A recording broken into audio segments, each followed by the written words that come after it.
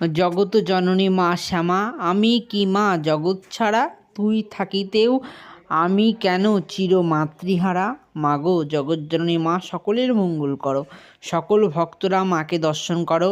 আজকে বৃহস্পতিবার, লক্ষ্মীবার, আর তোমরা জানো বৃহস্পতিবারে মা কল্যাণেশ্বরী স্বয়ং মা মহালক্ষ্মী রূপ ধারণ করে, তাই মাকেও আমি লক্ষ্মী রূপে পূজা করি।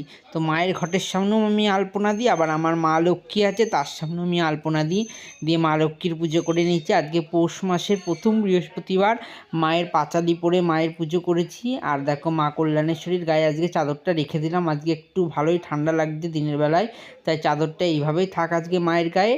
তো আমি আজকে জবা ফুল যা পেয়েছি মাকে সাজিয়ে দিয়েছি, আর গাঁদা ফুল পাইনি, মাকে মালা করে পরাতে পারিনি, যে কটা পেয়েছি কালকে মাঠের থেকে এনেছিলাম, তাই মাকে একটা একটা করে ফুল দিয়ে সব ঠাকুরকে সাজিয়ে নিয়েছি। সকলে ভালো থেকো, সুস্থ থেকো। জয় মা কল্যাণেশ্বরীর জয়। জয়।